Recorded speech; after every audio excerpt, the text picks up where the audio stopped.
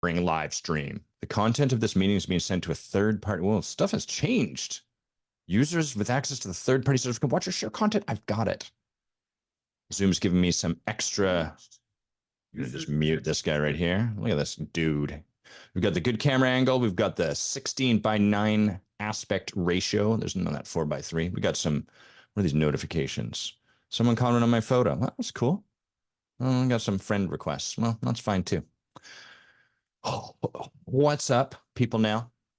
What's up, people now? We've got this nice camera angle. We've got the sidle look. People like that. You get a little bit of Adam in profile. I've got some tea. I pre-gamed. I pre-poured my tea. That's fine. That's how it goes. It's just decaf Earl Grey. I've been very good this holiday season so far. So, as I've shared many a time, probably ad nauseum at this point, December and January take off every year. That's becoming trendy. People are like, that's pretty cool that you do that, Adam. Maybe I will do that too. And now other people do that, and I got to start doing something more radical, like working only December and June, maybe, or something like that. But anyhow, taking that time off, and at the start of this time off, I decided, okay, I want to like go really clean through this period. I don't want to take any mushrooms or LSD. I don't want to work with any rapé. I don't want to use any medicine whatsoever. I don't want to really drink. I've got a few exceptions, but what else did I include there? There's some other habits too, easy habits. And what I notice is it's easy to get bored during this time off. And then from boredom, I fall into distracting myself. So what's happening is boredom is like, I'm feeling a way I probably don't want to feel, and I'm numbing myself from it. And then I get into distraction. And so the way boredom occurs for me will be just like spending 8 hours playing a game that I'm not having that much fun playing.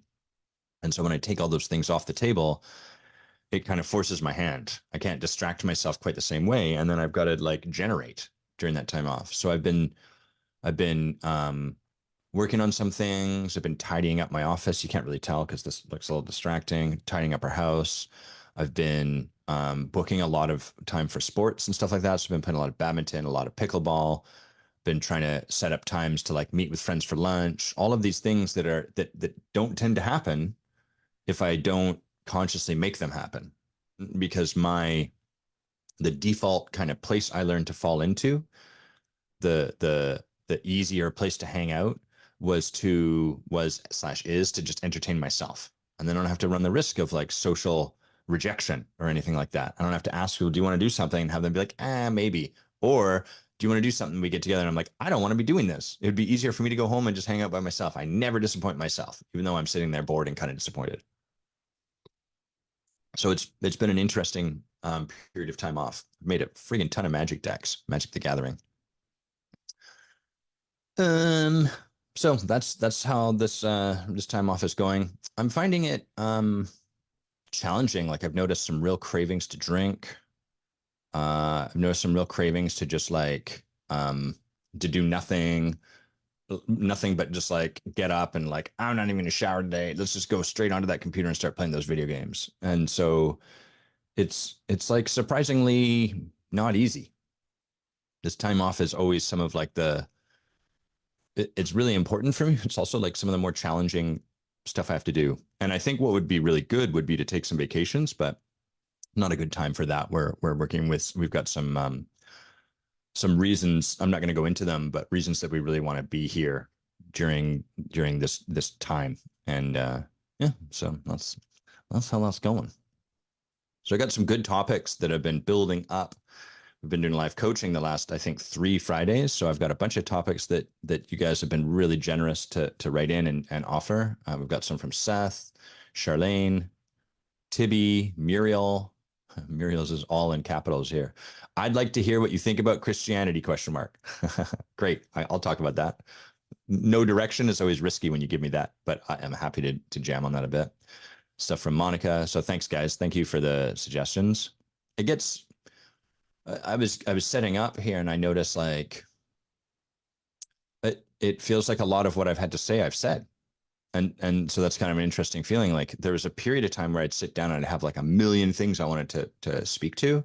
And now that's less present for me. There's less like, urgency. Hey, Monica, I saw your message. Yeah, we'll talk at 12. Less urgency, less like need to speak to certain stuff. And I think overall more what I'm experiencing is just like tiredness with the state of the world, tiredness with social media. It's all just like, it creates a lot of malaise, a lot of boredom. I was listening to this really great podcast called You're Wrong About.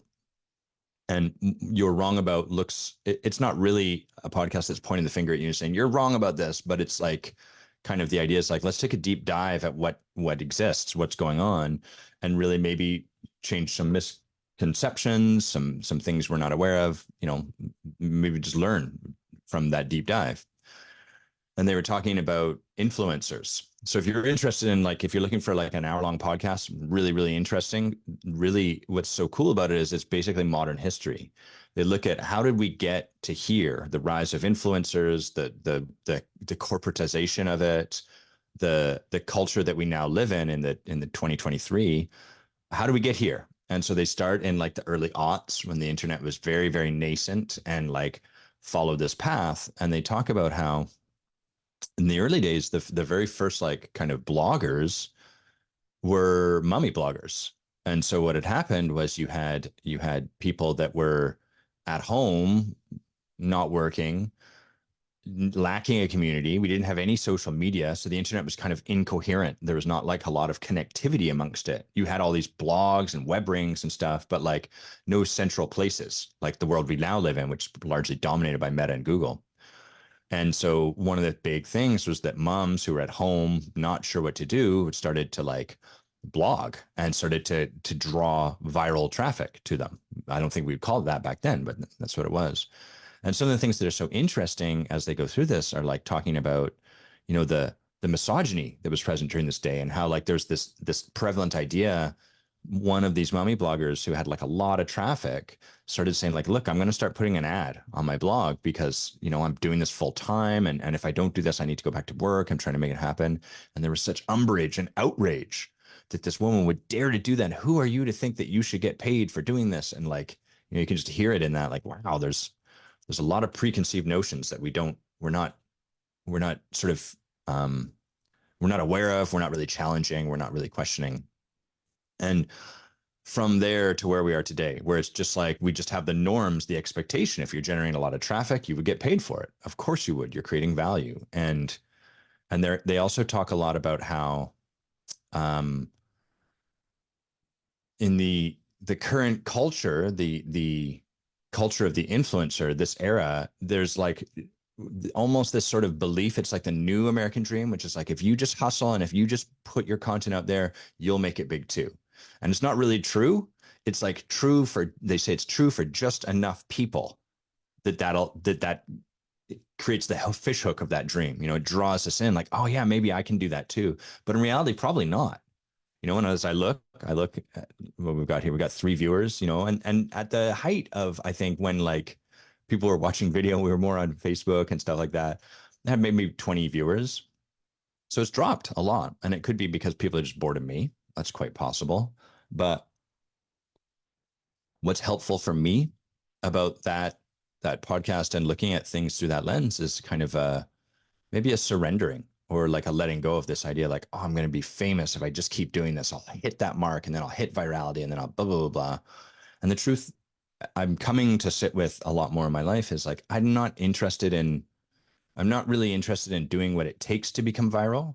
If being who I am, if putting my message out there into the world leads to virality, that'd be amazing. That'd be the dream. But if it doesn't, I'm not really willing to do something beyond that. I'm not really willing to like create outrage or to create artifice to fabricate that. That's just not of interest to me. So that's kind of some of that speaks a little bit to that tiredness, like, this isn't going to break. This isn't probably going to blow up. This isn't going to be huge. Is that okay? Do I still want to generate from that place? The answer is yes, because I'm here. But these are some of the questions that are bouncing around inside my head. All right. Well, Monica, you spoke. You're one of the few. So we're going to start with your comment here, which you said. So you said, Monica wrote, can you talk about leading someone who is acting from their survival mechanism or their fear? one of my direct reports, who I volunteered to take on because they're difficult, is a good performer technically, but says things that are not helpful or kind. Other team members get offended. When I listen to your work, Adam Carney, it all makes sense, but in the real world, this is a big challenge for me. So yeah, you stated this a while back, Monica. This is maybe like, I don't know when you posted this, November 14th. So about a month ago. It's been that long. I've been doing interviews up till that point. So what happens, first of all, it's really important for all of us to recognize that there's kind of two phases to learning. I've been experiencing this a lot with fighting games, like video games and sports, I'm always striving to improve because that's where the fun is for me. I'm not interested in just being stagnant. I like to feel myself get better. That's kind of exciting. And so as I do that, I'm learning how to get better at the particular thing I'm working to get better at, Street Fighter, pickleball, badminton, whatever. But I'm also learning how to get better at learning how to get better. So I'm also intrigued by the meta. How do we best learn how to best learn? And so I've been breaking that down mentally. I've been creating models for that. I've been thinking about this. And one of the things that I think is really important is that in order to, like, the way we learn, there's kind of two parts. There's first the dojo, or the design room, the laboratory. And that's where we can minimize variables, and then we can just practice something. So this is the part where we're learning muscle memory. That's what's happening when we're in a conversation with our coach. That's what's happening when we're here in this conversation, the live show conversation. We're talking about this stuff because we can freeze enough of this stuff and we can just kind of look at something isolated. And that's really important in our learning process. Some people are like, I just want to show up and I just want to play and I don't want to practice at all. And there's like a few people for which that'll probably work, but there's no pro in any kind of thing that doesn't put time practicing in. It just doesn't exist. No one wins the Olympics. So like, yeah, I didn't train. I just kept running and I just did it because it was fun. That's cool. It's not how it works if you want to like really, really excel at something. So it's worth, before we go any deeper into this, to just acknowledge, Monica, like, in the real world, it's a challenge. Totally. And that's the way it works. So we learn this stuff in theory, and then we have to go and put it into practice. And what we don't like about practice is it's exactly that. We have to practice it. And when you are practicing something, you won't get it right. In fact, you'll probably have to get it wrong a few times before you get it right. So as a starting point, we want to have a lot of grace for ourselves as we're practicing. This is for everyone. We really want to recognize the work that we're doing. Bay makes 6 billion cookies for Christmas every year. She cooks sugar cookies and gingerbread cookies, which I have a huge weakness for. I really wish she'd cook less, frankly, but she doesn't. So she makes a ton of cookies. And I know, guys, Adam, why don't you just control your own stuff? Why don't you manage your own impulses? Yeah, that's my work, but it would really help too if she made less cookies. So it's always a bit of a balance. She makes these cookies and she watches Instagram videos of people icing cookies, which is mesmerized. It's very hypnotic. And then she compares her work with this beautiful artistic finished product on Instagram, and then feels bad about what she does. And part of the journey she's on is learning to simply recognize the good work she's doing right now, rather than comparing it to this finalized product over there with someone else. And that's part of how we can learn best, is by rewarding and acknowledging and having grace for ourselves in our process. Because every time you do something wrong and notice it, you're getting one step closer to doing it right, to actually doing the thing you want to do. So we have to be able to recognize and hold that with grace, because otherwise we can't continue along that path. If we make ourselves wrong for getting it wrong, then you're not going to be able to learn, because getting it wrong is an essential part of learning. So, it falls to pieces.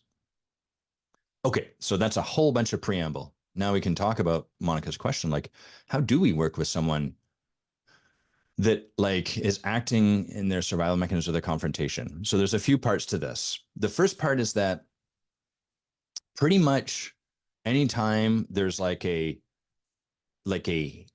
break, a kink in someone's leadership, it's going to be largely in their blind spot and or probably out of fear on some level.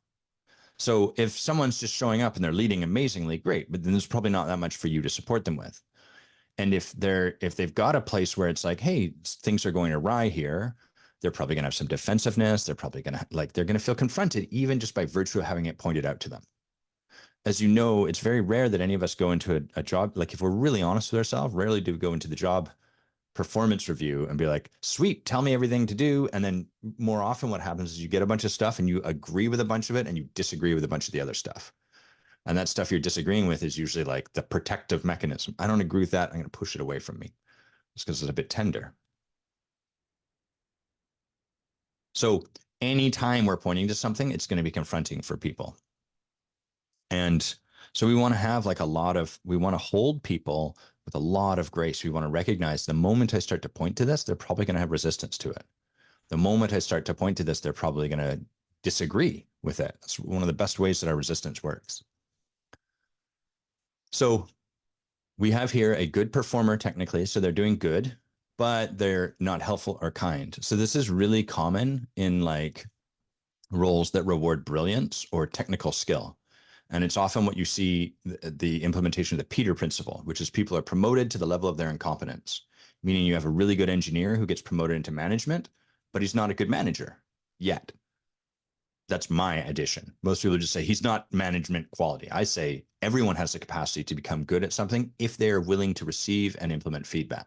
Most people aren't, and most people don't have leadership that can support them with this. So here we have someone who's saying, who's probably maybe frustrated that people aren't getting the point. Like, oh, why do I have to explain things to them? They're stupid. They should just understand, or they should just trust me. And so what we want to do with someone in this situation is we want to give them the choice. So there's a couple of choices in front of this person. The first choice is, look, it's okay. You can sit and be right that people should just trust you or that they're stupid. Where does that leave you as a leader? Like, does that actually give you a place forward? What is there to do from that position? Well, just manage around them. Okay. Excuse me. A little burp there. So if you're going to manage around them, you're not really going to be doing a very good job leading them. Like, do you want to be the kind of leader that identifies problems and cements them off and then just ignores them? Or do you want to be the kind of leader that can really develop leadership? And there's going to be consequences to whichever way you choose. And typically what's happening when people are kind of being a good performer, but are being quote unquote right about someone else being stupid or wrong or whatever, is that they're justifying that choice they're making. So they're like, well, here's why what I did was the right thing to do. Sometimes you just need to kick people across the ass or whatever. I just want to read what Monica's written here. I had to tell this person that if they continue to make snarky comments, they will need to find another job. Yeah. So there's consequences to that sort of stuff. And ultimately, I would say pretty much everyone, like no one really wants to just be an asshole. No one really has a desire genuinely to like be regarded as an asshole. Instead, we get to a place where we justify that for ourselves and then we get wrapped around the axle that we're kind of like concluded like that's just the way it has to be. But if people really believed they had a choice, if they really believed it was possible to get the same results one way or the other, one way being regarded as like kind of a kind person that opened people up, and the other way as being an asshole who closed people down, most people would choose the other way, the open way, the way that opens up people. And so what we want to start to get curious about is like, what is leading this person to be the asshole? What is leading this person to make snarky comments? What's that about? And we want to explore that with them. And as you do that with a person like this, they're going to make snarky comments at you. And you know that's true because what happens out there will happen in here. The way things go for this person in relationship, they're going to happen with you in relationship if you're doing good work. I know coaches, they're like, they make claims like, oh, we don't get into breakdowns, my clients and I. We don't get into like, no, there's no messiness. I never have to apologize for anything. And I'd say, well, that's really weird because it tells me you're probably not being fully human with your clients. You're giving them like somewhat of a clinical experience as opposed to a human experience. And the thing that distinguishes coaching from therapeutic work and the thing that makes coaching so powerful is that the coach shows up and be's fully human with that person. And that allows someone to have an experience of being witnessed in a way that can't happen in a clinical setting. It can never be quite the same. You'll never have the same experience of healing and of being seen when it's happening through someone that's elevated or in a clinical position or is like never human with you versus a setting where someone can like really be human to human with you. It's the difference of being seen by someone who is there for you versus being seen by someone who is there with you. And that with you will always be far more powerful. So you're going to get some of this coming back at you. And we want to really let that exist and then explore it with them in the moment. I notice you're getting snarky right now. What's going on? And then that is a beautiful moment because what's happening is we are not taking it personally. We are not leaving the conversation. We're not letting that other person, the client, leave the conversation. So we're now stuck in this crucible where this person's snarkiness is coming out and we're sitting with it and we're analyzing it with them. We're taking a look. Hey, what's going on? You seem to be getting kind of nasty. What's the deal? Well, I think you're being stupid. Okay, well, let's look at that. What's the story about me being stupid? What's going on for you? And what that does is it lets this person actually process what's coming up and get below the surface of it, as opposed to just bouncing around on the surface. And the thing that makes a survival mechanism, a fear-based strategy, so effective is that it kind of has us glance off of the surface. I'm just going to make some stuff up. Maybe I feel stupid when people don't understand what I'm saying. And so it's easier for me to complain about them being stupid. And then they're going to be like, oh, fuck, God, I'm such an asshole. And then we're going to kind of like bounce off of each other and go away rather than stay in this difficult moment where my own fear of looking stupid starts to become exposed. Alas, that being exposed is the very thing that'll allow me to heal. So ultimately, like, what do we do? How do we lead someone in this moment? We be with them. We welcome them being offensive so that we can support them to move through it. And we do a lot of our own work so that we can not take it on board, so that we can kind of like let the energy impact us, but then also so that we can almost smudge it off. This is also what happens in shamanic work. If you've ever been in any kind of ceremony and witnessed shamans do their work, medicine people do their work, they're like receiving the energy that you are off gassing, so to speak, and then they smudge it away. They release that energy.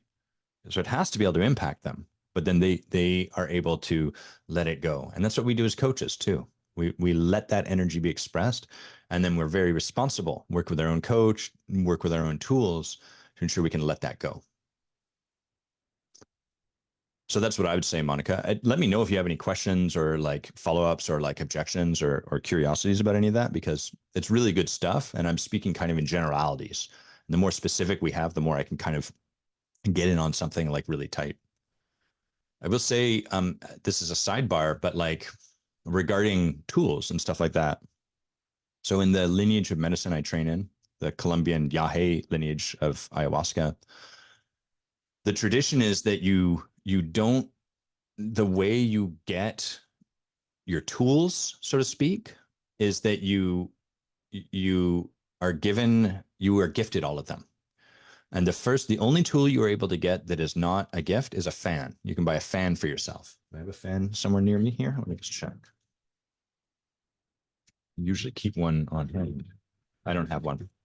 I got a bunch in my office, but and you use a fan to move energy about your body. A fan is a very powerful tool. Just the power of like fanning, of moving, changing the temperature, all of that.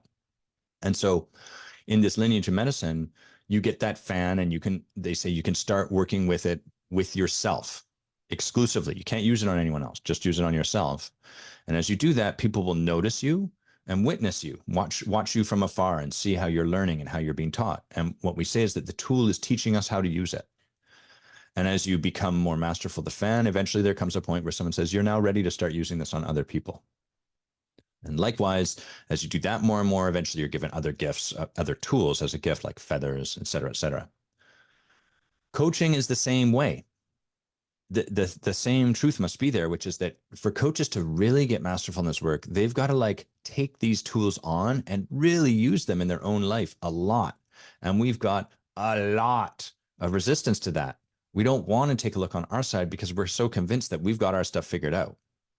And we're so convinced that we've got our stuff figured out because we can't see.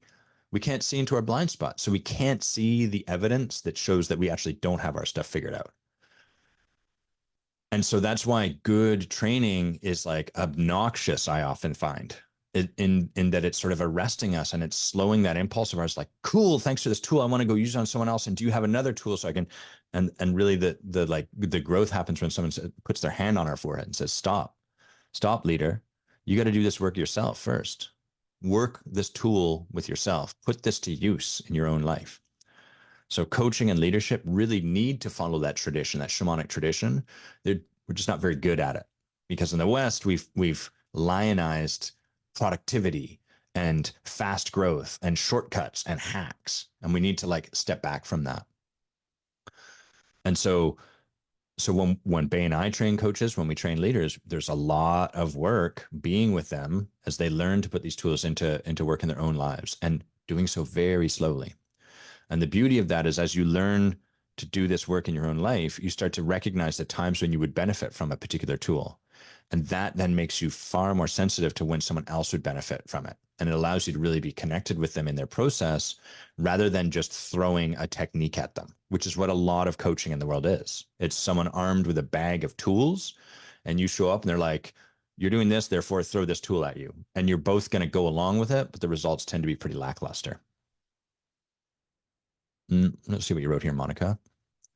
You wrote, I think I needed to understand more about what this person wants. I can still do that. They admit they are doing the job only for money and they think that bosses are lame and they are likely not to be around more than a year or so longer. It's given me a lot to work with other than do you want a job question. Yeah, that's tough. So if we have someone who's sort of like, I'm just here for the money, I don't really want anything. Well, it's important we go back to our basics of coaching, which is the basics of coaching are where are you? Where do you want to be? What's the gap between those things? And then only then do we coach to close that gap. And if someone's like, there's nothing I want here at this job, well, then there's probably not much to coach them around. And that's true, not just with someone that you might be working with at work, but like sometimes I'll have people show up in a coaching conversation who are like, I don't know, just like coach me. Just like, I want you to show me the power of coaching. That great. Here's the power of coaching. We can't go anywhere until you decide that you want something in your life. Okay, but like, show me the power of coaching. I am. The power of coaching right now, what's happening is I'm standing for you to generate in your own life rather than to have someone else generate for you. Well, that's annoying. Yeah, it can be. But you're going to discover that like the only way your life moves forward is because you choose to move it forward. And so that this moment is about that. So we have to like stand for people that way. We have to really be clear with them like, hey, until you decide you actually want something to be different.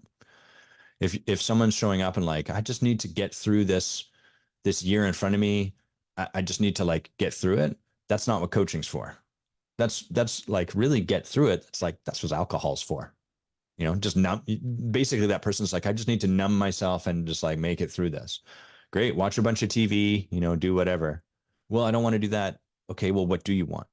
Like, what is the thing that you actually want? And so I empathize with you, Monica. That's a tough client. When someone is just trying to like, when someone has concluded that they're just doing it for the money, that tends to be a very unrewarding thing. And with people like that, the one thing that I do tend to do is I will explore that with them. Just going to close that distraction. I will explore that with them like, okay, well, let's look at the consequences of that. What is this year going to be like if you're just doing it for the money? And they'd be like, well, I'm probably going to be frustrated. I'm probably going to be annoyed. I don't have to like the benefits are that I don't have to go after another job. I don't have to do that thing, but blah, blah, blah. And what we can support them with in that situation is to consciously make the choice, knowing what it's going to lead to. So there's some power for ourselves in like, okay, I'm going to make a decision solely based on the money it'll get me and that it's easier. And the consequence of that is I'm going to be frustrated with myself a bunch this year. And I'm likely I'm going to drink more. I'm going to do other coping strategies more than I would have otherwise. And I'm probably going to be dissatisfied and I'm probably going to be annoyed. Great. Are you willing to consciously choose that? And making that choice, it puts us back in the seat of power. Yeah, you're going to feel annoyed. Yeah, you're going to watch way more TV than you would have otherwise. But at least you chose that with consciousness, with sobriety, with a decision made. And so that can be really powerful. And sometimes that's what I'll do when people are like not really willing to make an empowered choice in their life is like, great, let's have you be empowered in making this not empowered choice in your life. That's a bit of a mind mix.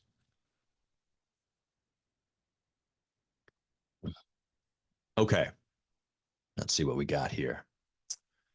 Seth gave us a bunch of topics, so let's go to some of those. So Seth, you wrote one sort of here. Tony Robbins tells a story about a woman who's determined to commit suicide. She was even willing to leave her daughter to do so. The thing that finally got to her was that he asked what meat she thought the daughter's new mom would feed her, and that was her rock bottom, because this woman was a staunch vegetarian.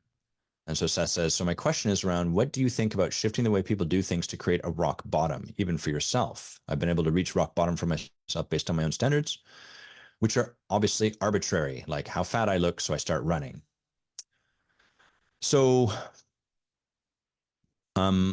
this is like basically a universal truth. This is when I talk about our process, this is what I'm talking about, is that like we walk around with this belief that if I just did this enough, or if I just figure out this particular shape and life hack flavor of what I need to do, then I'll suddenly start working out 5 times a week and I'll be cut. Or then I'll stop drinking immediately, or blah, blah, blah, or I'll get that new job, or I'll stop slacking off at work, whatever it happens to be. And um, the truth is your process is your process. So just like they say for people quitting smoking, you might have to try quitting 5 times, 6 times, 7 times. It takes as much as it takes. And we can't avoid that. What we can do is we can get support around us that supports us to like engage in our process sooner and earlier.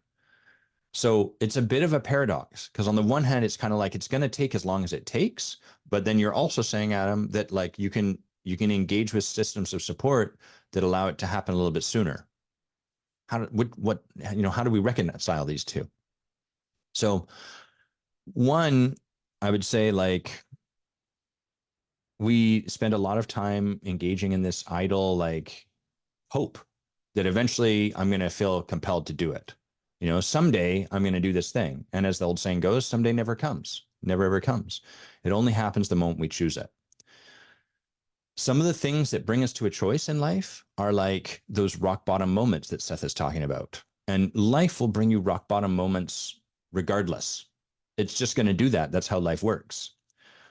The way life brings you those moments can be kind of brutal, not particularly compassionate, not particularly easy, and they tend to not necessarily be like aligned in the direction you might want them to go. So you might be like, boy, I really want like an opportunity brought to like rock bottom so I can finally choose into my career trajectory.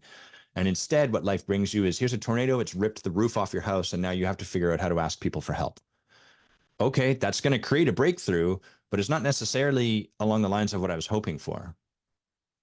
And it's also like a life tends to be like brutal with those breakthroughs. It's like, bam, this is it. You don't have any choice. It's a high gradient. It's a very steep gradient. What tools like coaching can provide is they can allow us to like get intentional about what we really want to make happen. And then we can bring ourselves to that moment of rock bottom through that structure. So what the way coaching works is it like basically has us week after week look in the mirror at how we're showing up. And so if you say in your life, I really want to da da da da da da da, I really want to lose weight. And then you set a project to do this and you set a plan to exercise. And then week after week, you show up and you're called to account for what you did. Hey, how did you go with the exercise? I didn't do any of it. And I'm mad at myself. Okay, great. Next week, how did it go? I didn't do any of it. And I'm upset with myself. Great. Next week, how did it go? I exercised once, but I still feel like crap. And what you're starting to discover is you're becoming aware and conscious as you move through your process. The more we can bring consciousness to our process as we move through it, the better we are able to move through it. What tends to happen is it feels bad moving through a process. We're like, boy, I say that I want to lose this weight, but what I notice I'm doing is just continually not losing this weight and continually not doing it. And sure enough, what eventually happens is we want to check out. We get tired of that. It feels bad looking at it. And we're like, fuck this. And that's usually the point where we want to quit coaching or drop out of our course or stop whatever. And also, by the way, this is why like journaling can be helpful, but it can also be tough because we get to the point where the only thing supporting us to stay the course is us, our willpower. And that's not very reliable. So in coaching, you get to that point where like, I don't think it's working because I notice what I keep doing is showing up and blah, blah, blah, blah. Like I'm not taking any actions. Well, that's the best part is because in that moment when you want to quit, you want to pull out, you want to basically bring this back down to the level of your unconscious thinking. You want to take this away from your consciousness because it feels bad to continue to witness yourself in this process. Then we can stop that and we can look at that together. Okay, got it. What is it that would allow you to stop feeling? Well, I'd stop feeling like a failure. Okay, is that a common place for you to be when you're trying to take on something new? Yes. Okay. Okay. And so what typically happens from here? Like how would things go at this point? Well, I would quit and then I would like just sit on the couch for a while. I would feel really good and I'd be relaxed and I would like feel great for like a couple of weeks, but then eventually I'd start to feel even worse. And then I'd wait that out for 2 months. And then after 2 months, I'd be like, I can't do this. And then I would re-engage. Okay, great. So there's going to be like a 3 month period where you're going to feel slightly better and then slightly worse, and then eventually come back to it. We can take that whole period of time and you can choose something different. You can choose, I'm going to re-engage with my process right now, or I'm going to take 3 days off and re-engage with my process right now, or whatever it happens to be. So to your question, Seth, like I would say coaching and leadership, what they do precisely is bring us to that moment of confrontation with ourselves sooner and faster and with more intentionality than life does by its natural chaotic design. I think that answers that question. I just want to see if you've got anything else here. No. All right. Muriel with your capitals. You'd like to hear me talk. Muriel writes, I'd like to hear what you think about Christianity. Mm-hmm. So I think that generally speaking, I think that most of the big three religions, I guess, we've got Islam, we've got Christianity, and we've got Judaism. Those are probably like the big three. And then there's like, offsets, offshoots, branches, all that. But I would say, I think all of those religions have like tremendous wisdom to provide us, tremendous value, tremendous like lessons and teachings that are really, really important. And so that's the first step. That's like kind of my default stance. And these like we could call them like wisdom texts, was the Talmud, I think, the Talmud, or maybe the Torah, the Quran, the Bible. These are books that are like replete with wisdom that has been collected over millennia, compiled over hundreds of years. And there's a lot of wisdom in there. It's, in a lot of ways, it's like an oral history. So that's the first thing that I think. And I also think that having some kind of spiritual connection is super important. And I think we can find spirit in any infinite number of ways because spirit is always present. So you don't require going to church to discover spirit. You can find connection with spirit in gardening. Like just the act that you are plugging yourself back into and supporting the circle of life is a deeply spiritual process that my parents live like their spiritual life. I don't know that they would call it their spiritual practice, but my observation in their retirement is that like gardening really provides them access to spirit. It connects them back to the spiritual world. You can find spirituality in exercising and like going for a run. You can find it in going for a late night walk under the stars. You can find it in a church. And oftentimes the places where spirit is most accessible to us are like places where we go quiet. Places where we go quiet and we plug back into the grandiosity of this existence. So whatever does that for you.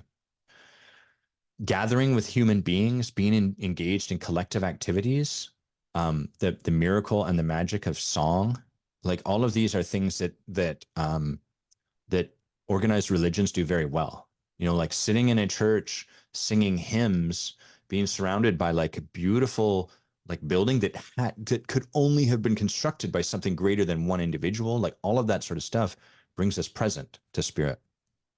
So that's my first thought. My second thought is that most of this stuff becomes corrupted through dogma. So dogma is the sort of rigidity that gets created around this sort of stuff. It's like the scaffolding that was necessary to build the building, but then we leave the scaffolding there and we become obsessed with the scaffolding. And so there's a lot of that in organized religions. A lot of like you don't have to look far to look at the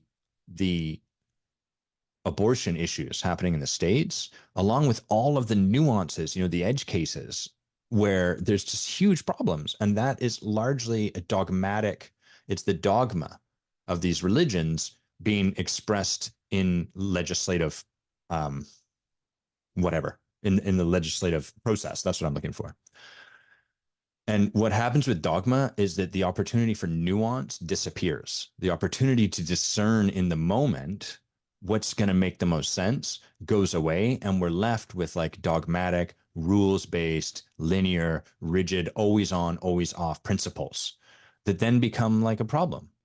So it's sort of like, is it important to have some laws around abortion? Probably. I think that that's reasonable. Like, someone should not 3 days before they go to term be like trying to abort a baby. That I don't think that's probably very good for anyone. That's just my opinion. But it's also important that we have laws that allow for this stuff. Like there's a case in, I think it was Texas recently, where a woman was almost certainly giving, like, her child was almost certainly going to die, her fetus, and she was likely to die. And it's like, what is the benefit and what is holy about forcing that person to bring this dead fetus to term? Like, this sort of stuff, as you can tell, there's like nuance in all of it. And what dogma does is it gets us out of having to be with the discomfort of nuance. We don't like being with discomfort, and we don't like being with dissonance, cognitive dissonance, which is why we cling to the rules of dogma. Dogma tells me you don't have to think about that. That is above your pay grade. All you need to do is do what the dogmatic rules tell you to do. And the dogmatic rules tell you that abortion is wrong. End of. So now you don't have to sit with these messy scenarios like, well, but what about like this situation where blah, blah, blah, and that's going on? Don't think about it. It's wrong. And that's very comforting because it means we can kind of shut our brain off. And our brain, frankly, is overloaded in this era. So we have even less ability and capacity to be with nuance.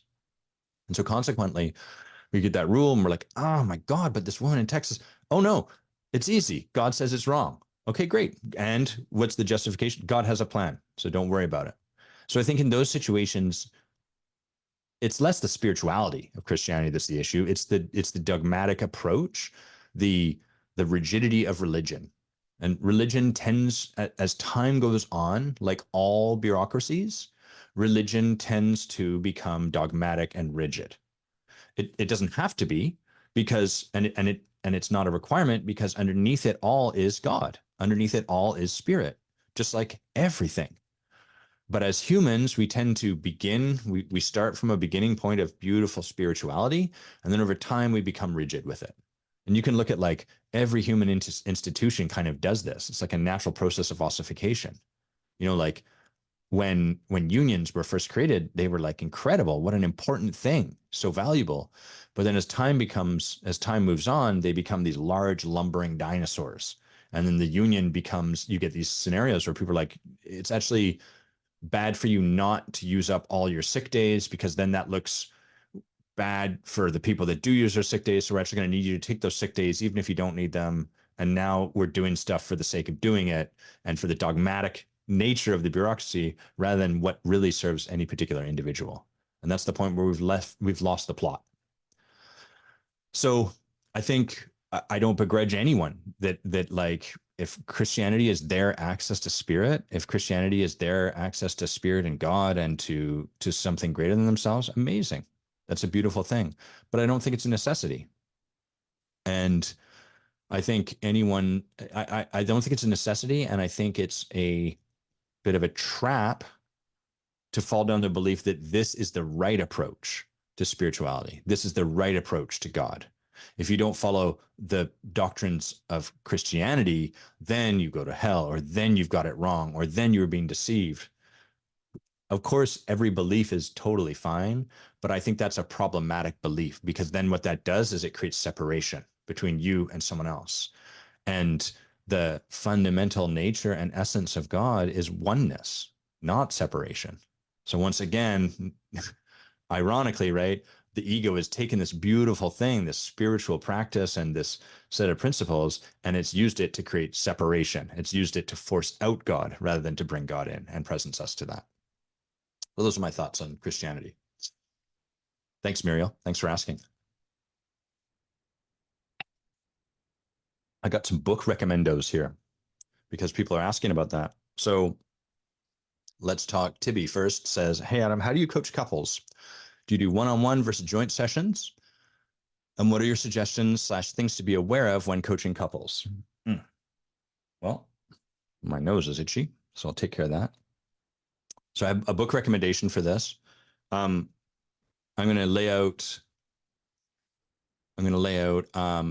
my fundamental belief in coupledom, and then I'll talk about how to coach it. But it all begins from how I relate to couples. And this way of relating to couples ultimately comes from this book called Undefended Love by Jet Saris, P-S-A-R-I-S, and Marlena Lyons. Well, they both have PhDs. Both have PhDs, and they both have super 80s hair. Time to update those photos. That's probably an old book. So I think this book is phenomenal. I really, really love this book. Here's the spine test. As you guys know, you can see it on the video. That's all the places in the book that I've highlighted it. And the fundamental premise of this book, I think, is beautiful. They say what happens in relationships is we meet up with someone and we have this incredible experience. It's supported by the chemicals in our body. You know, our body's flushing us with oxytocin or oxytocin or whatever it is. It's flushing us with endorphins. We're chemically aided. But what's happening ultimately on an ontological level is we are being with this person in an undefended way. We have let down our armor and we are seeing them for who they are and they're seeing us for who we are. And it's beautiful. It's amazing. We love it. It's such a beautiful experience. And that lasts for between 3 to 6 months. You know that feeling, right? Butterflies, you're like excited to see that person. You're thinking about them all the time. What a rush. I miss it. You know, I miss that feeling. Of course I do, right? I'm a human. And in long-term marriage, that goes away. You have to work to create it. It's not just free like that. So we get to this point where we're undefended with people. And then as that wears off, we reach this conclusion. And that conclusion, I'm just going to pour some more tea here. Maybe burp off mic too, like a good guy, good host. Oh yeah, pick up that tea pouring, Mike. That's not getting compressed out. You're getting the straight raw audio. The radio. So their contention is that what's actually happening is in that 3 to 6. Well, sorry, I should conclude what goes on. That window wears off, and then we start to put our armor back on. And then once again, we're relating to this person just like we do every other human being. And we start to get frustrated at their armor, and we get frustrated that they're not seeing us. And we start to naturally, unconsciously bring our armored self to them, which then we start to bypass and miss each other. And we reach this conclusion, oh, it's not real. Oh, that experience I had the first 3 to 6 months of this relationship, it's not real, or it's not here with this person, or it's not available. And then we leave. Or we resign ourselves. So the leaving part is like, I'm going to go find someone else for which this lasts longer. And then what happens is we get into this like serial dating kind of thing where we're constantly chasing that high, that honeymoon period. The alternative is we resign ourselves. We're like, it's not real, and I just have to accept that it's not available. And therefore I'm going to stop worrying about it. And I'm just going to be with this person. And this is as good as it can get. So that's like how those are the two places we tend to go. This book, their contention is actually that 3 to 6 month period is a window into possibility. It's showing you what's available if you're willing to do the work with your partner to continue to take your armor off. That work's not free. That work is ongoing and it takes a lot of work. It takes like committed practice and the support of other people to create that, but it is available. And so for me, that when I first read that was like revelatory. This idea like, oh, it is real. It just requires work to get there. And and what I really take from that is that we choose the partner that's right for us. It's not a matter of I didn't find the right person. I mean, yeah, that happens sometimes when people like show up in a relationship with someone and they're like, I just chose this person because they were safe.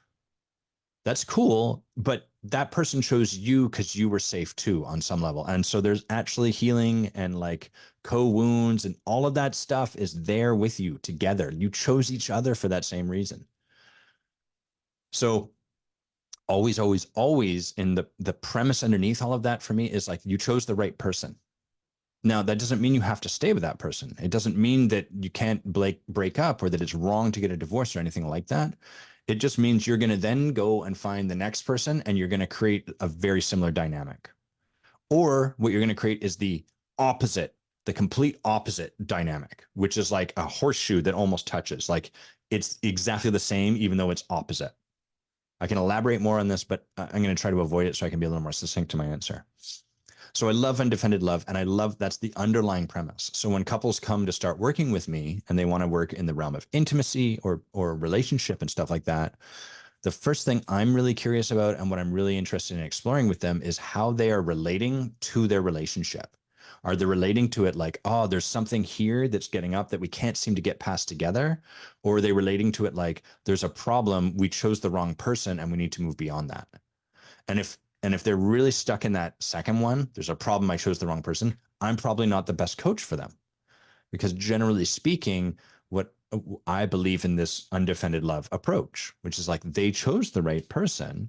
There was a reason that they found this person. There was a reason they were drawn to this person. There's a reason they've been with this person for this long. And if they want to explore that and dive into it, great. Then we got some good work to do. So that's generally how like I work with couples is with that as the underpinning. There's one other thing that I'm going to talk about, which is imago therapy. And this is created by a man named, I always forget his name. What the heck is it? Harville Hendrix, I think. Let's look it up. Harville. Yeah, Harville Hendrix. He wrote a fantastic book called Getting the Love You Want. I don't have that one on my shelf. It's a digital one. And he created this therapy called imago therapy. It's a model and approach. The counselor Bain I worked with for many years also was a real believer in imago, and as am I. So the notion of imago, and I'm going to couch this into my model, my lineage of work, which is ontological. There's a very big similarity. The notion of imago is like we're drawn to someone who has the reciprocal to our own wounding. Kind of like if your wounding has the shape of a particular lock, you're going to find yourself in relationship with someone whose their wounding has the shape of the key that fits perfectly in that lock. And you are going to be unavoidably attracted to this person. You can kind of be like, well, fuck it. I'm not going to do that. I'm definitely not. I'll just find someone that looks different. Best of luck. You're going to turn around and you're going to walk right into the arms of the next person who has that key to your lock. So the way this works ontologically is like, let's say who you are is a person with a great deal of presence and radiance, but what you were told growing up was stop showing off. And so you learn to develop this strategy of showing up in life smaller than you are. You're like an elephant hiding behind a blade of grass. You're radiant. We want to notice you and look at you, but at the same time, you make yourself so small because that's the patterning and the training you got. And now let's imagine another person across the city from you, and they also have the quality of presence and radiance, but how they were raised was they were constantly being told, you need to shine more. You need to like, they were almost like a stage kid, like shine bigger, act even more, radiate more. And so they were never enough. And so now we fast forward 20, let's say 30 years into these people's lives. And we've got one person who's constantly afraid of shining their brightness, their light, even though who they are essentially is a superstar. They've got the X factor. And you have another person who is also the X factor, who's constantly like such a radiant presence, but they're obnoxious. They're taking up all the space in the room. They're constantly clamoring for more attention. Y'all know these kind of people, right? They're going to be irresistibly drawn to one another. First, because they both have the quality of presence and or radiance. And that's just going to be like, oh my God, there I am. This person is me. That's going to be super, super like appealing. And second, because the strategies that they created to compensate for what happened as they were children, the one person keeps themselves very small. And so this person who is constantly working so hard to push their energy into the world is going to see that and be like, oh my God, this person's figured it out. They have all this brilliance and light and radiance, but they're willing to just let that be. They don't need to push it into the space like I do. Of course, this is all unconscious. They're not conscious of this, but that's what happens. Energetically, they feel that. And the flip side, on the other side, this person's like, oh my God, I've been taught to make myself small and belittle myself and contain my supernova like energy. And this person over there on the other side of the room is just taking up all the space like it's no big deal. Oh my God. And so that experience is like atoms smashing together in a particle accelerator. It's incredible. And you would be irresistibly attracted to that person. And we could draw this out for any quality of being you want to draw: brilliance, generosity, contribution, spirituality, divinity, etc. You're going to be irresistibly attracted to that person. And then as the armor comes back on, you're going to start to become annoyed at those very things that were so attractive to you at the start of the relationship. So again, this goes back to like you chose the right person. So that's how I coach couples. And like, I know you're asking logistically, Tibby, but like this is the essence of who I be and how I hold the relationship. It doesn't mean I require people to stay together, but underneath whatever they're choosing, I'm still holding the energy of they chose the right person, even if in choosing the right person, what there is for them to do now is to break up. It's okay, because then they'll choose the next right person. And then with that person, they'll create this and they might go a little bit further. Largely, I like to, now for the logistical parts, like largely I like to work with people. Usually, if I'm going to do something like this, it'd be like one-on-one for a session, one-on-one for a session with the other person, and then like a couple or maybe a joint session or 2 joint sessions a month. Ideally, Bay and I like to work with people together, but that's hard because it's a lot of our energy. It demands a lot of our time, and it's expensive. And people don't usually have that kind of cash to like engage with us that way. And then finally, what are my suggestions, things to be aware of when coaching couples? Well, I would suggest that the coach be deeply immersed in their own work. And what I would really recommend taking on is work like sacred intimacy, the yoga of intimacy, like these sort of practices where we're not just having a coaching conversation about something, we're actually creating the intimacy of the moment in practice. So that's the difference between like talking about something theoretically and like engaging with it in the moment. And I think it's really important for coaches and leaders who are engaging with people, supporting people with this kind of work, that they be doing something like that, getting supported that way somehow. So yeah, Undefended Love, really, really great book. Jet Saras and Marlena Lyons. If you haven't read it, I highly recommend it. I'm just going to read a couple passages that I highlighted here. Let's see. 5 common mistakes that block insights. I'm just going to read you the first one. The because pitfall. Beware of the use of the word because. Generally, when we use this word to explain a feeling or action, we are stuck in personality. We are answering the question with a story that will reinforce the narrow point of view of our defensive structure instead of helping us to see what is below it. For example, I am mad because my partner doesn't support me when I try to set limits with our 3-year-old son. Tells us very little about the speaker. The bulk of the attention is placed on how the other person affects the speaker. I'm mad, and then everything else is about that person over there. Instead of because and all personality-centered stories geared to reinforce your position, try saying, I'm mad, ... Like, don't say anything else. To see what happens if you simply allow that experience to be as it is without interpretation or rationalization. Usually something deeper will become apparent. For example, I'm mad. And as I say that, I feel some sadness. Or, and I'm uncomfortable feeling so much anger in my body. Allow the deeper layers to unfold from there. That's pretty great. Let's find another short one just to read you here.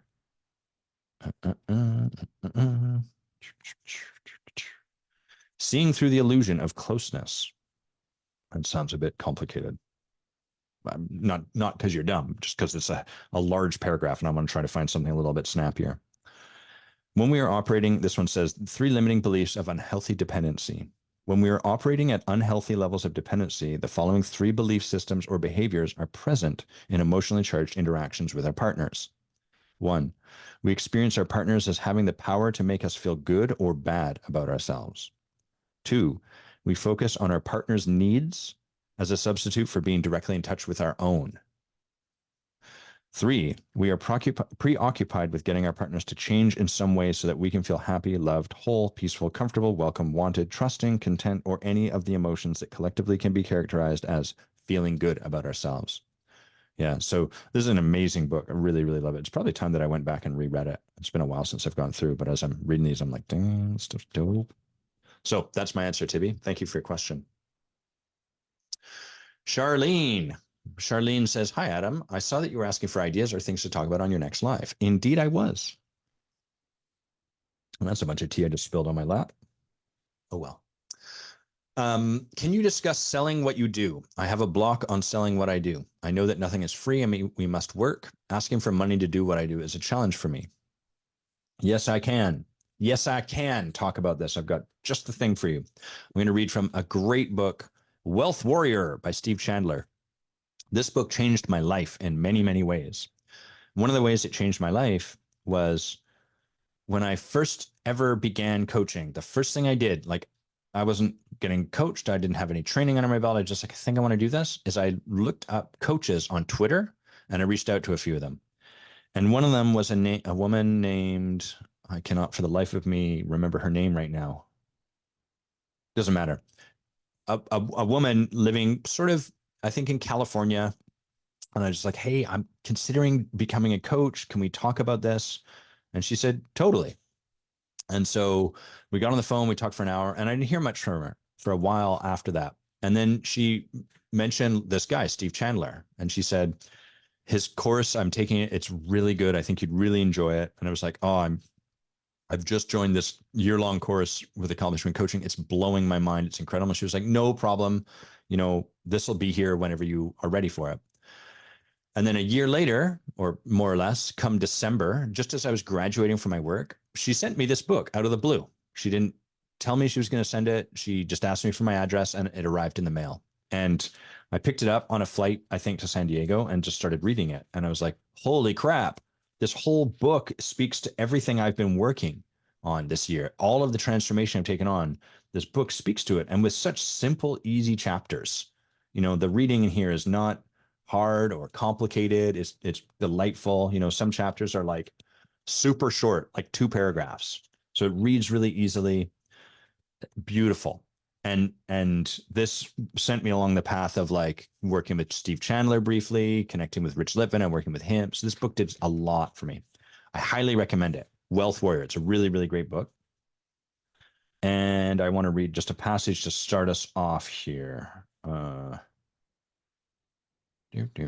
love the names of these chapters. How to get rid of all your problems. Oh, that sounds like a good one. Adam, read that one. I need to get rid of all my problems. Why did I not find this? It's okay. We're going to just wait.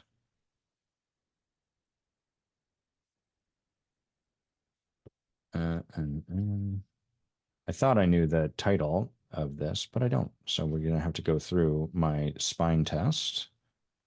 Why must I keep reinventing myself? I don't have to. He talks a lot about this though. Like he says here, you know, here's a chapter. If money is not about greed, then how do I start making some? Your lizard is not going to make you any money. Life coaching looks like a phony profession that seeks quick and easy money. That's a good one, isn't it?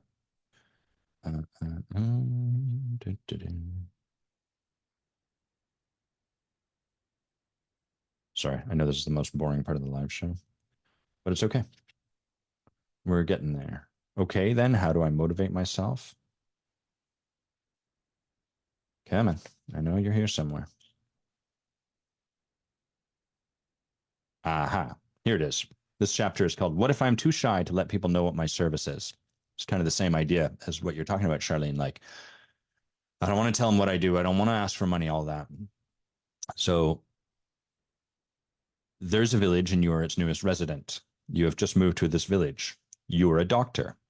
You don't tell anyone you're a doctor because you don't want to come across as looking superior to the other villagers. So you settle into your small home. The neighbors like you because you are humble and self-effacing. One night, you hear a disturbance in the cottage next to yours. Human voices, some yells, then silence. You look out your window. All seems quiet. All seems okay. The next morning, you see an ambulance pull away from their door. You step outside and ask what happened. A little girl died last night. She had a seizure and no one knew what to do. The nearest hospital is 100 miles away. She died. You could have saved her life rather easily, but they didn't know you were a doctor. Quote, self-promote, I'd rather die or let other people die. It is a service for people to know who you are and what you do. It is not bragging. Stay focused on whether something is a service, not on whether you will be liked or not. Well, that's a powerful story. So the thing often when people are caught in this fear about selling something is that I invite them. There's more work to do here, but I want to just give you like a very simple kind of context shift, a reframing for this, which is that it doesn't have to be a story about selling something. You can consider it. What's really powerful to me is to consider like what I'm engaged in doing is supporting people, of serving people. Now, people have to want to be served. I can't just like, otherwise it's spam. And that exists. There's a lot of it, right? It's obnoxious. So we can't just force ourselves on people. We have to ask them. That's how we find out. Does someone want this service? It's no good saying, I just thought it would be of value, so I'm putting it across your desk. Yeah, that's what every single publisher's clearinghouse sweepstake says. That's what every single person that spams me says. I just thought it'd be of value. If it's not, no big deal. Yeah, but it is a big deal because you're taking up my time. You're actually costing me something. So we have to check in with people. Are you interested in this? Would you like a conversation? Is that something you would be interested in? What you're talking about is really intriguing to me. Would you like to chat about that? I love supporting people with that. That's what I do. I think it could really support you. Are you interested in that? So that's the first thing we have to do. We have to be willing to offer it. And we have to let them be a no if that's the case for them. If they don't want it, great. That's fine. We have to allow that. Otherwise, we're not really serving them. When it comes, like when money enters into the picture, what I find powerful is for me to hold that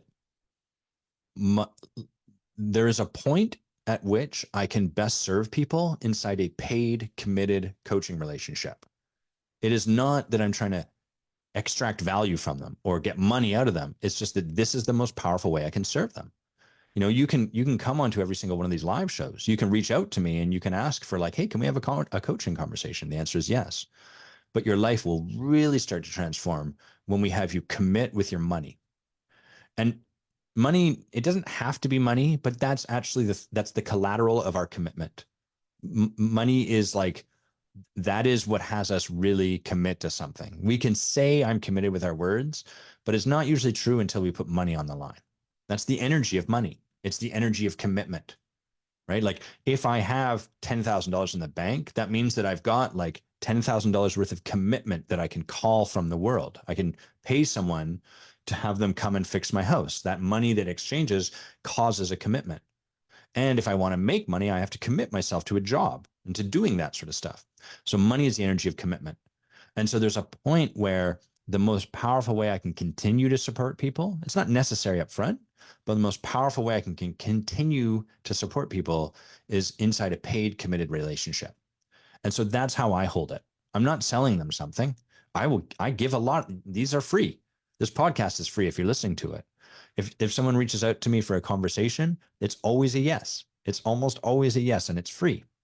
But there's a point at which I am always looking what's best going to serve this person.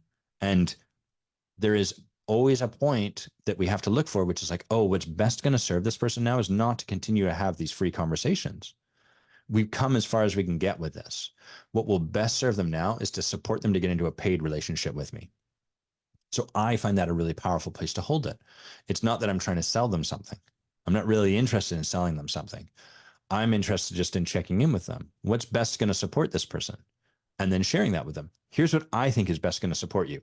I think it's to support you to get into a paid, committed relationship with me, because then we can really build some momentum. Then we have something where both you and I are committed to making this work. Does that feel true to you? Is that how it occurs for you, that that's the best way? Or is there a better way you think I can support you?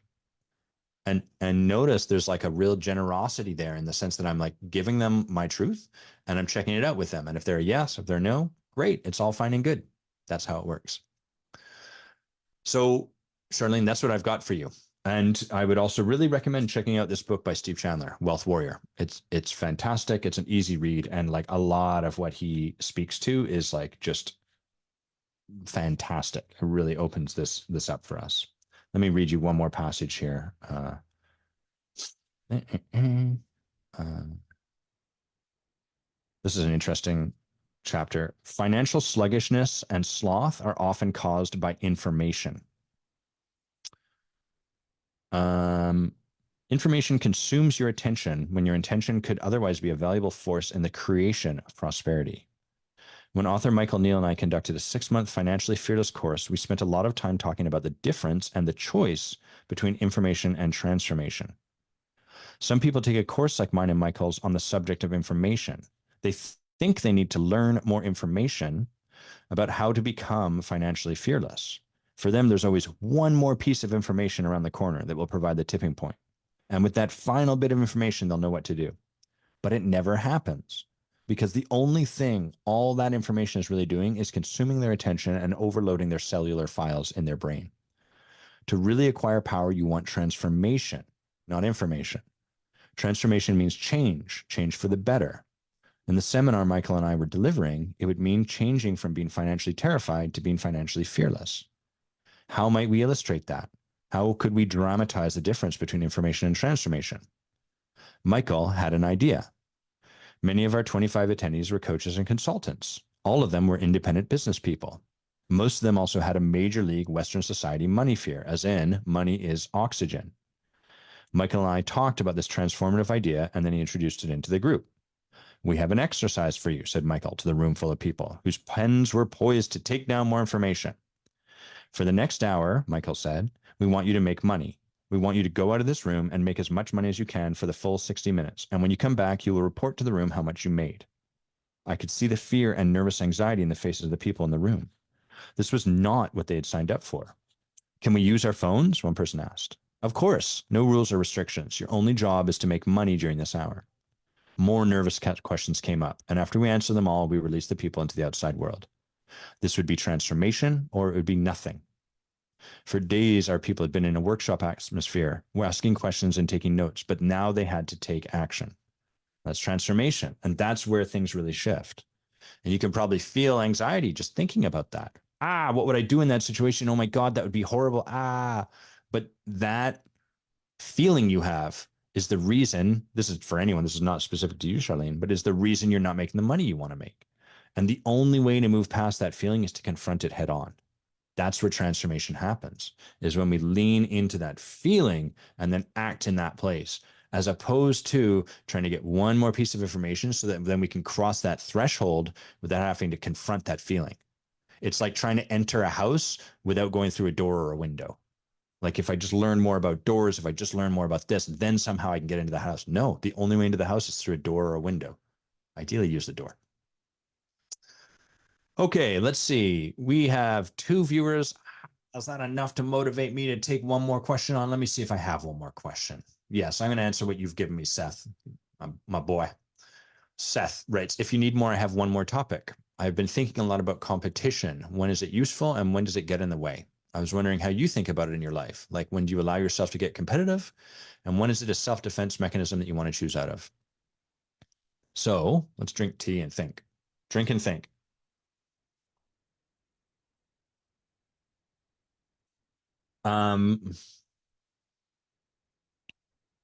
What I'm doing in this moment is I'm distinguishing like what is competition. So there's like a few things I can kind of distinguish for myself, but I would invite you, listener, to like take a moment to think about this for yourself. Like, what does competition actually equate to for you? So for me, competition is like part of my natural desire to see myself improve, to get better. It also is like this like beautiful part of the human spirit, which is like the desire to be the best at something, to best others, to be the best. And then there's like the other parts about it that are like maybe less light and a little more shadow, which are like the desire to see someone do worse than me because at least then I'm better than them.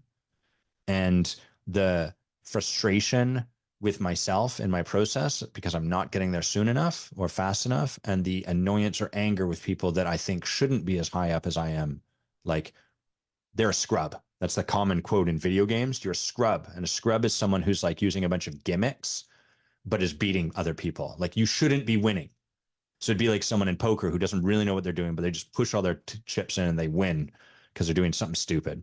And calling someone a scrub is always self-defeating because it's like, yeah, but I'm beating you. So like you suck. Yeah, but you're the scrub. It's so these are all the darker sides of competition. So I try to really lean into the light of that I just distinguished. Like I thrive when I am practicing or working to improve something. Like when I'm growing in something, when I'm putting time into becoming better at something, that's where I really thrive. When I'm sitting stagnant, that's not a good place for me to be. I become self destructive. So, sports are really good for me in that regard because they give me a thing that's fun to do. They give me free exercise. Exercise is free for me if I'm playing a sport, and they give me a place to like to better myself, to improve, something to work on. That's super good. I really love that. Same with video games. Like when I'm hanging out in the light side of that stuff, video games are great because they give me something to improve on, to work at, to better, and to like compete with other people. And make no mistake, I compete at this stuff.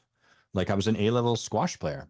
Open is like the real good place you want to be. That's the crazy guys. But like A's pretty good. You got to work hard to get there. And I'm a pretty good pickleball player, and I'm a really good Street Fighter player. And I work, I put in time and effort to like be good, to be competitive at these things. What I notice is that there's a point where all of that good stuff starts to shift over into the shadow side of it, where now I'm angry at this person for like winning with janky shots on this pickleball court. And like I'm only losing. The story starts. I'm only losing because this guy just hits hard all the time, and that's such a dumb way to play. He should play differently. Or like, oh, this person's annoying me because my partner's not making the right shot, and it's annoying, and I suck and I'm playing like a garbage, all of that sort of stuff.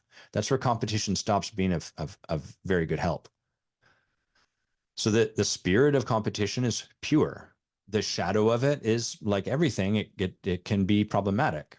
And for me, the thing that I use to discern is like, am I having fun? That's the discerning principle for me these days. So if I'm not having fun, that's a good sign. Like one, maybe what there's to do is to stop playing, take a break, which is tough because those of us that are very competitive want to like push even further in because we're like, but I'm losing and I don't want to lose and I want to win. So I need to double down on this. But for me, I can be one of those people, but I've learned like, yeah, but you're not having fun. So stop. If you're not having fun, what are you doing this for, dude? Like to be the best? That's that's not that's not really why I'm in this. I'm in this because it's fun. I want to do it to have fun. And then second, if it's not to like end, if it's not to stop, sometimes stopping is the move. Sometimes I just need a break. I need to go for a walk, do whatever, just relax. But other times it's like, well, then what would have this be fun? And then that can bring me to other places like, okay, well, I could start just laughing at like the shots I'm making. I could start like not taking myself so seriously. I could start, one of the things I love doing is like when I'm getting my ass kicked, because we all have those days when I'm playing like badminton, I'm just getting my ass kicked, ramp the trash talk up. So like you'll tell when I'm like working to generate a sense of joy for myself on the court because I'm being lippy while the other team is beating my ass down. And that's fun for me because at least then we're all like, it takes the edge off of winning.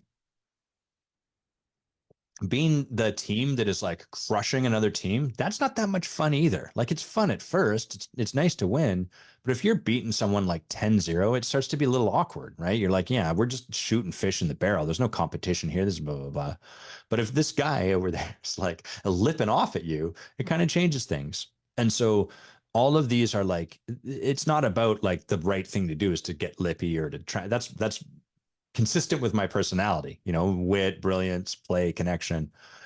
whatever it is for you. But I think that one of the most powerful things we can do is like to plug back into, am I enjoying myself? Am I having fun? And if not, what would shift that? Is it to take a break? Is it to like just change up my energy on the court? Is it to like start dancing more? I love dancing in the middle of games, or like while I'm waiting for someone to serve the ball to me. So like all of these things help me get from the dark side of competition back over to the light. And then what I find is once I plug back into fun, things start to shift and they start to improve more. I've been working with this, we could call it like approach, for probably 3 to 4 years. Um, excuse me. Before that, I was in between finding a sport because I couldn't keep playing squash. It was just too hard on my body, at least at the level I was playing at. And I didn't yet have a different sport. And so, like, most of my squash playing was pre any transformational work. And then I started transformational work and I wasn't really playing any sports. I was just trying to exercise for the sake of exercise, which I don't like doing. And then in the last 3 to 4 years, I started playing pickleball and badminton and much more Street Fighter. Um, and so this is what I've been working with, is this approach, and really putting first and foremost, like, how much fun are you having right now, Adam? And whenever that stops, that's usually a good sign. There's something for me to shift up. So that's what I do with competition, Seth. Really great questions. I really appreciate, Seth, like your generosity. Seth always sends me so much stuff. It's super, super helpful. Thanks, Monica. Thanks, Tibby. Thanks, Muriel. Thanks, everyone who wrote in. Thanks for the high viewing numbers here. What do we have today? We've got 3 right now. I think we even hit up the skyscraper of 5. Big, big. I miss the days when more people were on Facebook and more people were like um watching the stuff, like it really feels like quantitatively, or no, qualitatively, something has shifted in social media in like the last probably 4 years, but most pronounced, I think, probably around the pandemic, I think, is when it really kind of changed. And I miss the way things were, of course. I miss having a lot of people on these. I miss just this sort of, there was a little more community and a little more connection in Facebook. These days, it feels like a lot of, I just get added by randoms. I get a lot of advertisements. So a little bit of nostalgia for you, for perhaps something that never was. Who knows? Maybe it was never there. Hope you have an excellent weekend. Let me just check. What are we going to be back here next week? I think I am. I think the 21st I'll be here. And then the following week, I don't think so, because I'm getting a tattoo and we're doing Christmas for my family on that 28th. So hope you have awesome week in front of you, a great weekend. I'm going to go play some Magic the Gathering with my friends. I'm going to go and play some pickleball tomorrow. I'm going to play some pickleball on Sunday. I'm going to play a new game called Flesh and Blood. I got a good weekend. And I'll tell you, when I look at that calendar and I see all that stuff booked, I have a sense of relief, because it's like, I've got stuff to do. Having stuff to do feels good. So I hope you've got a lot of stuff to do. Not too much, just the right amount. Hope you have an awesome weekend. Thanks for tuning in. Peace.